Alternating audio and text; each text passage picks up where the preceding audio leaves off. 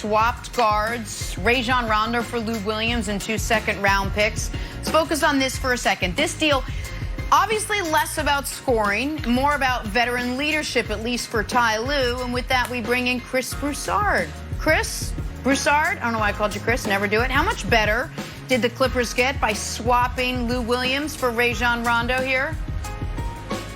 They improved greatly. There's no doubt about it. Now, like I said earlier, I still got the Lakers as the favorites if they're healthy in the West, but the Clippers certainly got closer to the Lakers. Look at it this way.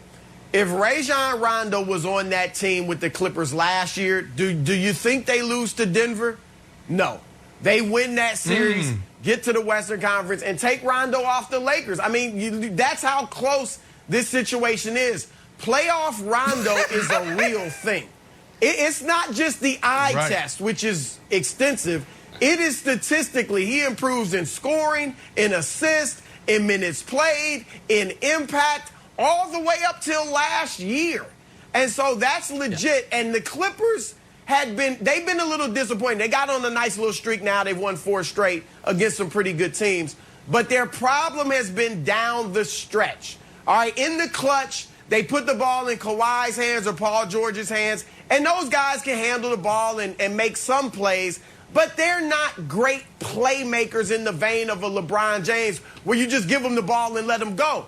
They degenerate the team into ISO basketball. The ball stops moving because those two aren't really playmakers. Now you get a Rondo in there, a point guard who can get guys in the right positions, who is a leader, who will get Kawhi the ball in his scoring spots. Same thing with PG3, knows how to win. This is big for them. They got much better. There's no doubt about it. Listen, Rondo's the best player in the league that averages 4 points a game. There's no doubt about it. Draymond's averaging a little more, so he'd be ahead of him. Listen, Broussard, can we put Broussard on the screen? This is a safe space, my friend. Let's unpack this for a moment, okay? First of all, they did just lose Lou Williams, who I'm old enough to remember. Lou Williams was a huge part of the reason last year's Clippers were going to win the title. The scoring off the bench, the scoring punch off the bench. But now they understand Lou Williams can't play in the playoffs, which they didn't understand last year, and so now he's gone. They are admitting, and I think you can admit this is the Clippers admitting their offseason, coming off the failure of the postseason. Their offseason was a failure because they could have gotten Rajon Rondo in free agency. They didn't.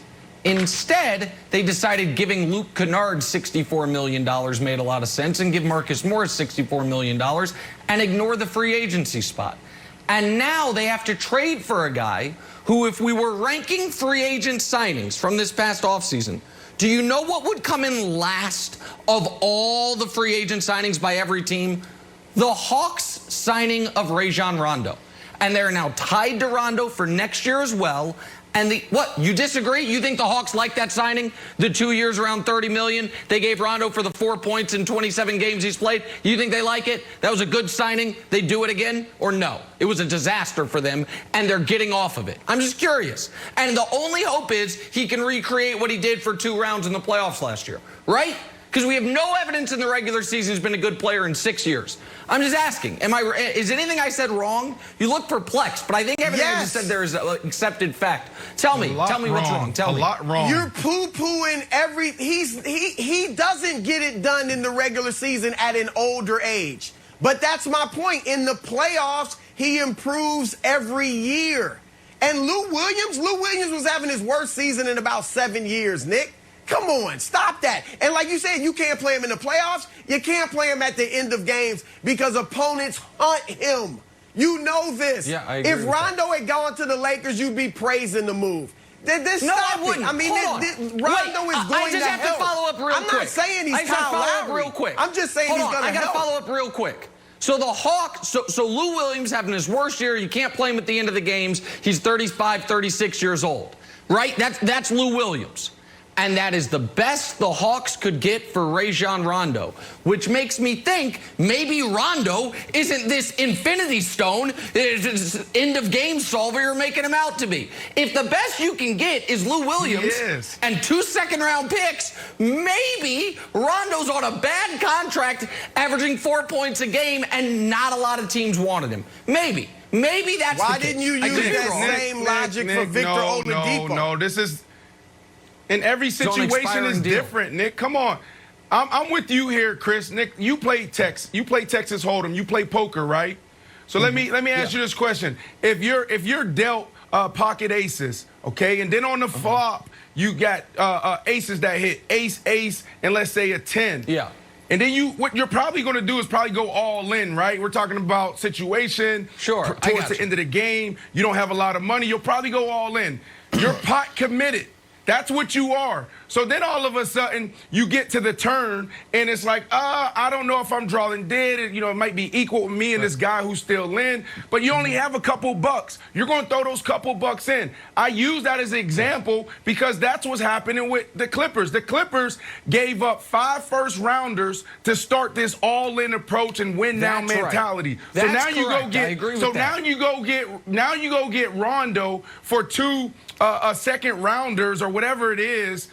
In some cash, whatever the hell it is. It's like, who cares? We're already in this all-in approach, win-now mentality. We're pot committed, and absolutely what Chris just said is right. Like, it's about the playoffs. It's only for that one thing, the championship. This isn't a trend anymore about Rajon Rondo playing lights out in the playoffs. It's historically the precedent for him in his career. Just go back and look at it. So when you look at what Chris is saying, I think he's absolutely right. No, there's no doubt that playoff Rondo last year was a thing. There is no doubt about that. Yeah. But it's also true that for Rondo to be good, for Rondo to be used the year before. You mean the last time he was in the playoffs? New Orleans. With New Orleans. He was good for 1 round with New Orleans and then bad in the 2nd round. He was shockingly, Rajon Rondo had an easy time on the offensive end against the Blazers. Spoiler alert, every team that's ever played the Blazers in every round of the playoffs had an easy time offensively because they're horrific defensively and always have been. But Wilds, Rondo, in order to be useful for the Lakers last year, needed to be about 50% better in the playoffs in the regular season. For him to be useful, he has to be about 300% better. He is this year so far, one of the worst players in the league. He's way worse than he was with the Lakers. As an added benefit, though, the one thing he's maintained from his time with the Lakers is he's hurt all the time still. The idea that Rondo is the big move you made to solve your point guard thing strikes me as a little, call it overly optimistic.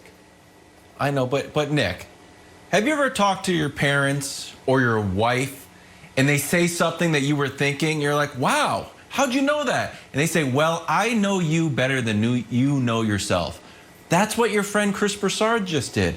Broussard said it perfectly, that if you guys, the Lakers, somehow got Rondo, we would be here like, I'm old enough to remember when Rajon Rondo gave us 19 points in 30 minutes to clinch a ring.